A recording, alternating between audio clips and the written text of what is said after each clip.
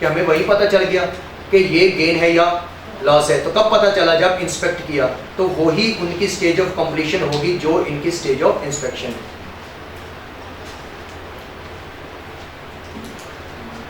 ये जो चुन्नी मुन्नी सी बातें हैं ना छोटी छोटी, ये एक तरह के कॉन्सेप्ट हैं जो क्वेश्चंस के अंदर आप क्वेश्चन को पढ़ते हुए पकड़ेंगे कि यहाँ पर ये चीज़ इसकी परसेंटेज क्या बताई है क्या नहीं बताई, क्योंकि ये चीज़ें आपको आगे जब फॉर्मेट में उतारेंगे तो वहाँ पर जब हमने कन्वर्जन की स्टेज ऑफ कंप्लीशन लिखनी होगी तो नहीं बताई होगी तो कौन से लिखेंगे?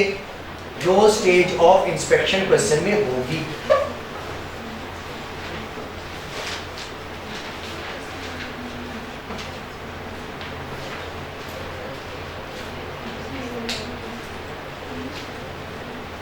जी, यहाँ तक हजम हो गया जितना पड़ा है प्रोसेस कॉस्ट।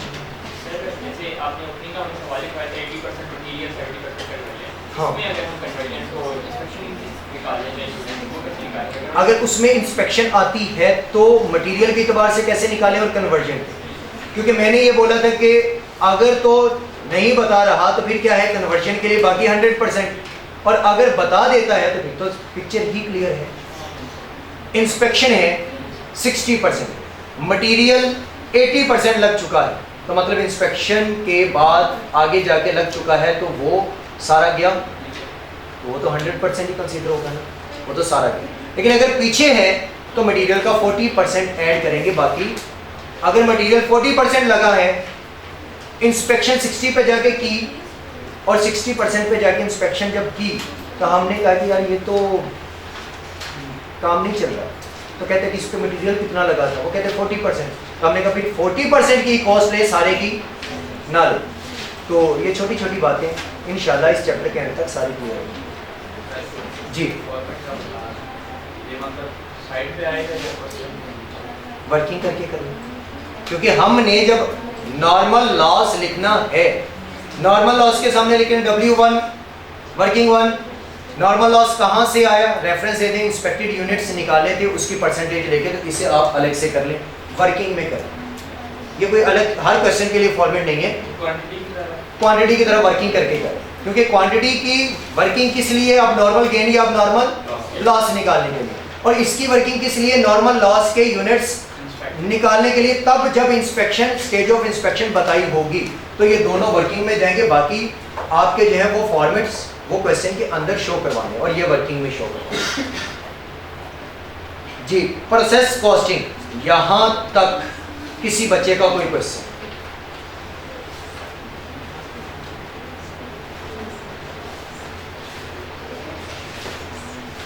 नहीं है? क्या 60?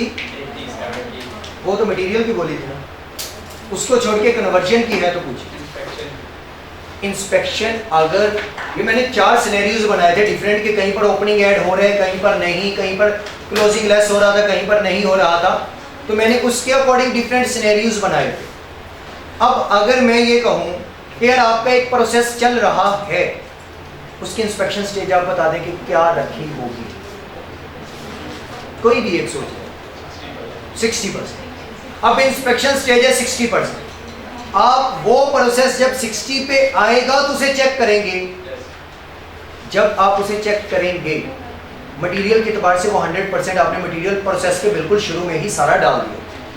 अब अगर वो आप इंस्पेक्ट कर रहे हैं और कन्वर्जन जो हुई है वो 40% कन्वर्जन इस पीरियड में हुई, 40% कन्वर्जन आपने इंस्पेक्ट करना है 60 पे जाके, 40 पे प्रोसेस पहुंचा और आपने उसे क्लोज कर दिया।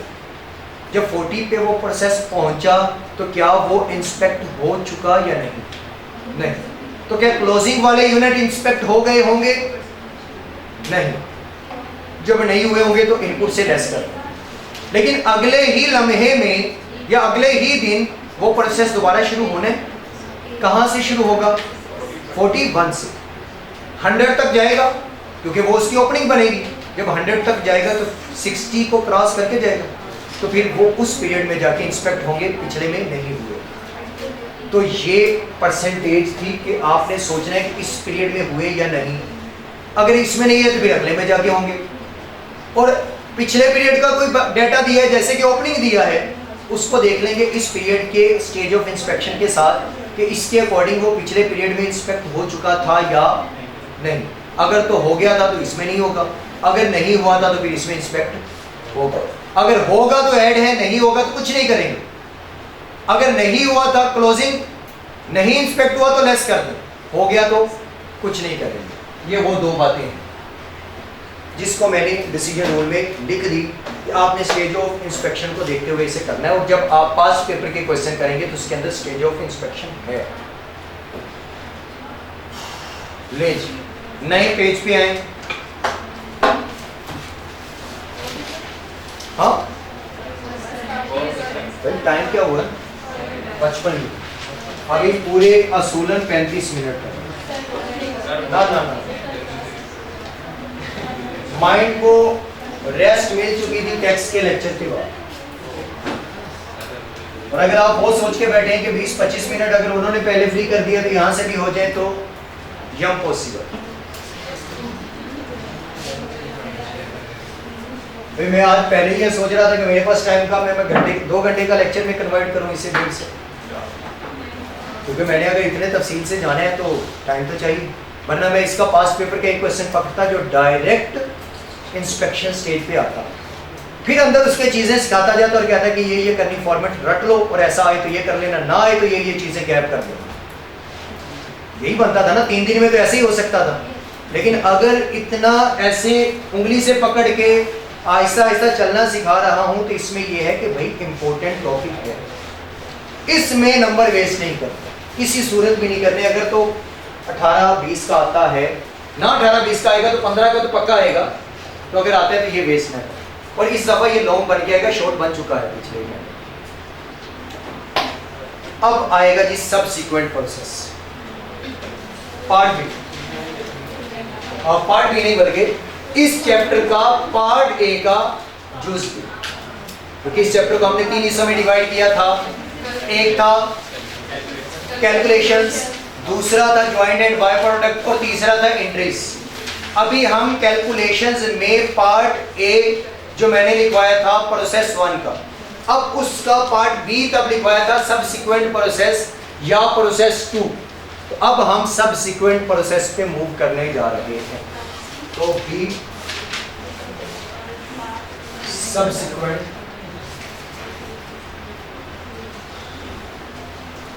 प्रोसेस।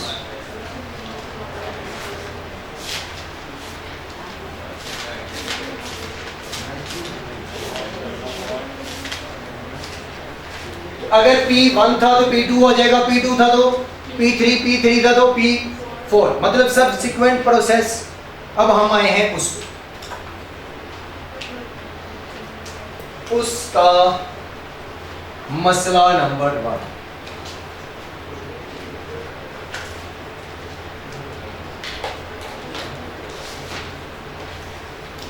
जो उसमें मसले हो सकते हैं।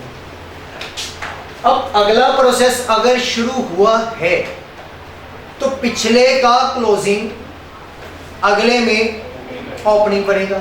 Very good. पिछले का क्लोजिंग उसी का ही ओपनिंग बनेगा, पिछले का आउटपुट अगले का इनपुट बनेगा। पिछले की मटेरियल की कॉस्ट जो कि अब अगले में जब जाएगा इनपुट बनेगा तो इनपुट की कॉस्ट दी नहीं होगी, कहां से निकालेंगे? पिछले को सॉल्व करेंगे, स्टेटमेंट ऑफ इवैल्यूएशन निकालेंगे। स्टेटमेंट ऑफ इवैल्यूएशन की जो कॉस्ट ऑफ कंप्लीटेड गुड्स होगी, जो उसकी कॉस्ट है, वो अगले की इनपुट की कॉस्ट होगी। अगेन सर 2 प्रोसेस हैं। P1 का इनपुट हुआ करता था, फिर इसका कोई क्लोजिंग भी होता था जो इसी ही प्रोसेस का अगले ही लम्हे क्या बन जाता था? Opening working process. और फिर यहां से आउटपुट के यूनिट्स होते थे। ये इतना अभी पढ़ा है हम, ये इतना पढ़ा है, यहां तक पढ़ेंगे, लेकिन अभी हमने इतना पढ़ा है। अब ये जो आउटपुट है ये अगले प्रोसेस की क्या बनेगी, लेकिन इसको नेम देंगे ट्रांसफर इन, इनपुट नहीं, इसको नेम देंगे ट्रांसफर इन। मतलब कि यहां से आउटपुट निकली और अगले में क्या हो गई, ट्रांसफर इन। तो ये उसके लिए होगी ट्रांसफर इन, यानी कि यहां की आउटपुट अगले के लिए, समझने के लिए मैं लिख देता हूं ये इनपुट है कौन से प्रोसेस की, P2, जो यहां की आउटपुट अगले की इनपुट। फिर इसका कोई क्लोजिंग होगा जो इसी का ही अगले ही लम्हे क्या बनेगा, ओपनिंग। ये तो हमने सीखा हुआ है। और फिर इसका कोई आउटपुट होगा जो अगले ही लम्हे क्या बनेगा, P3 की इनपुट बन के सामने आ रही होगी। ऐसे ही यहां पर मैं बताता था कि इनपुट इतना दिया, क्योंकि बिजनेस अभी शुरू कर रहे होते थे, इतने का मटेरियल लेके आए, इतने की कॉस्ट वाला, इसका ये नहीं बताया। इसका अगर ये नहीं बताया होगा और क्वेश्चन P2 का होगा तो शुरू कहां से करना पड़ेगा, P1 से, क्योंकि यहां से लेके आएंगे, ये बात जो मैंने अभी बोली थी, यहां से लेके आएंगे तो जो आउटपुट में यूनिट्स बनते थे, जिसे स्टेटमेंट ऑफ इवैल्यूएशन के अंदर आपने कॉस्ट ऑफ कंप्लीटेड यूनिट के नेम से बनाते थे, कॉस्ट ऑफ कंप्लीटेड यूनिट, जिसमें स्टार्ट और एंड और ओपनिंग FIFO के केस में और FCO के केस में आउटपुट के जो यूनिट थे, उनकी जो total cost material plus conversion per unit आती थी, जितने यूनिट बने होते थे उससे मल्टीप्लाई करके जो कॉस्ट बनती थी, वो वाली कॉस्ट इसके इनपुट की कॉस्ट। अब बात समझ आई, नींद में भी आ गई। तो फिर इसके लिए ये करना पड़ेगा। अगर बता देता तो फिर ICAP की मेहरबानी, नहीं बताएगा तो फिर 18 नंबर का सवाल हमें थोड़ी बनाना, तो फिर वो पीछे से शुरू करना पड़ेगा P1 से। तो मैं जो करवाऊंगा वो P1 से ही P2 तक लेके जाऊंगा, ताकि P1 भी रिवाइज हो और P2 भी चलता है।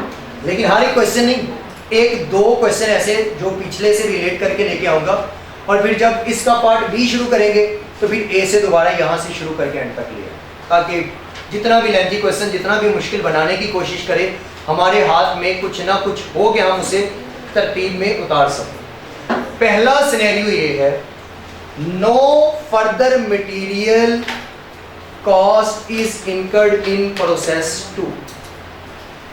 अब साबजारे के अगले प्रोसेस में आया है, तो एक तो वो जो पिछले प्रोसेस का आउटपुट है अगले की इनपुट बनी, हो सकता है कि साथ मजीद कोई और मटेरियल भी चाहिए हो, ऐड करना हो उसकी प्रोडक्ट को फाइनल तक ले जाने के लिए। जैसे मैंने आइसक्रीम की बात की थी, या मैंने शुरू में नगेट्स की बात की थी, एग्जांपल दी थी। तो अभी हमने क्या किया होगा, गोश्त को हो सकता है कि कीमा बनाया हो, बोटियों से जस्ट कीमा बनाया हो। अगले प्रोसेस में मैं कहता हूं कि अगर मसाला ऐड नहीं कर रहे तो फिर क्या है, पहला मसला ये कि मसाला ऐड नहीं कर रहे, बस वही गोश्त को आगे किसी कारामा चीज़ में लेके जा रहे हैं, या उसी के ऊपर ही वर्किंग करेंगे, मजीद उसे वो करते रहेंगे, ग्राइंड करते रहेंगे कि मजीद जो है वो और बारीक हो जाए और बारीक हो जाए। हो सकता है दूसरा मसला ये हो कि उसमें मसाला भी ऐड हो जाए, तो फिर मटेरियल दो तरह के हो गए ना, एक मटेरियल कॉस्ट वो जो पीछे से आई और एक जो नया मटेरियल ऐड किया, तो फिर उसमें भी जब लॉसेस आएंगे तो देखेंगे नए मटेरियल ऐड होने से पहले कहेंगे आप बात। तो वो यहाँ पर अभी तक मसला यह है कि नो फर्दर मटेरियल, पहला मसला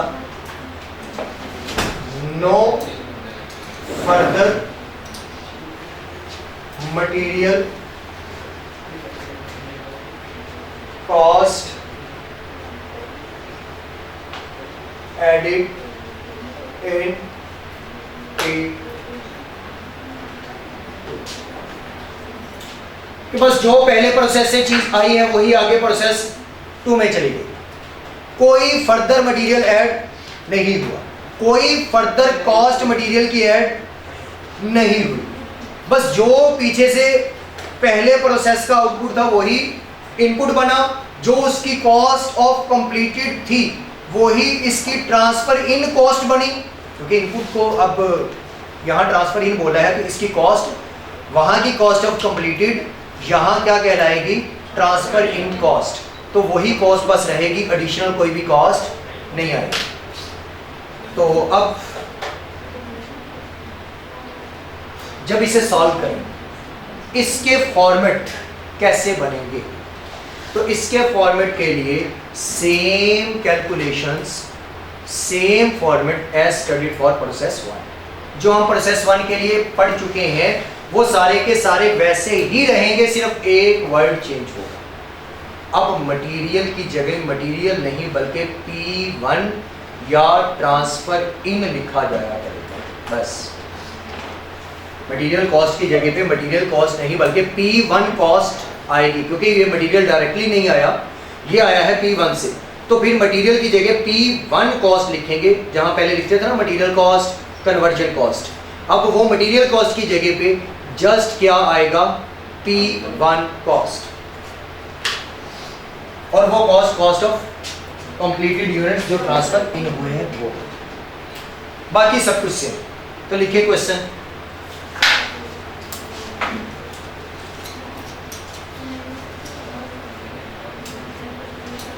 जल्दी जल्दी क्वेश्चन लिखना है क्योंकि हमने ये पूरा सॉल्व करना है। Following data relates to process, following data relates to production process